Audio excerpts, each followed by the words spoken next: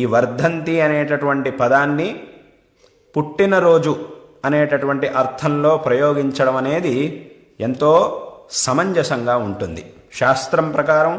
ఎందుకంటే వ్యాకరణం అనేది ఏ పదానికి ఏ అర్థమైతే బాగుంటుంది అనేటటువంటి విషయాన్ని నిర్ణయించాలి, మనం కాదు. ఏ పదానికి ఏ అర్థాన్ని వ్యాకరణ శాస్త్రం నిర్ణయిస్తుందో ఆ అర్థంలో ఆ పదాల్ని మనం ప్రయోగించాలి అనేది ఇక్కడ ఉండేటటువంటి నియమం. కాబట్టి ఈ వర్ధంతి అనేటటువంటి పదం ఏదైతే ఉందో ఇది వృద్ధిని సూచించేటటువంటి పదం. వృద్ధి అనేటటువంటి అర్థాన్ని ప్రధానంగా పెట్టుకొని వచ్చినటువంటి పదం.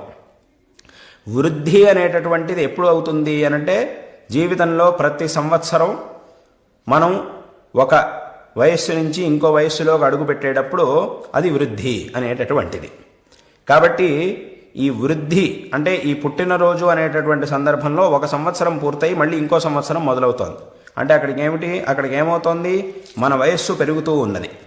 ఒక పుట్టినరోజు అయ్యాక మళ్ళీ ఇంకో పుట్టినరోజు మొదలైనప్పుడు మనం వయస్సు పెరుగుతోంది, మనం ఇంకొక సంవత్సరం పెరుగుతున్నాం జీవితంలో అని అర్థం.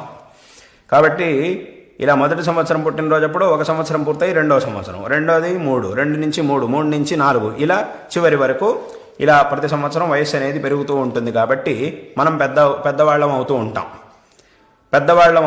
పెద్దవాళ్ళం అవడం అంటే ఇదే వృద్ధి అని అంటే.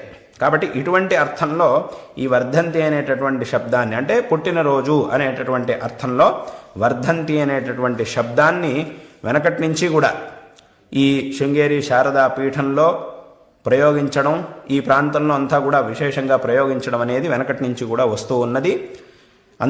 అందుకోసమే ఇక్కడ శృంగేరి శారదా పీఠాధిపతులైనటువంటి జగద్గురువుల యొక్క జన్మదినోత్సవాన్ని కూడా వర్ధంతి మహోత్సవం అని ఆచరణ చేయడం జరుగుతూ ఉన్నది. అదేవిధంగా గొప్ప సంస్థానమైనటువంటి మైసూరు మహారాజ సంస్థానంలోనూ మహారాజు యొక్క పుట్టినరోజు అనేది ఏదైతే ఉంటుందో దాన్ని కూడా వర్ధంతి, మహారాజు యొక్క వర్ధంతి అనేటటువంటి పేరుతోనే ఆ పుట్టినరోజును కూడా ఆచరణ చేయడం అనేది వెనకటి నుంచి కూడా వస్తూ ఉన్నది.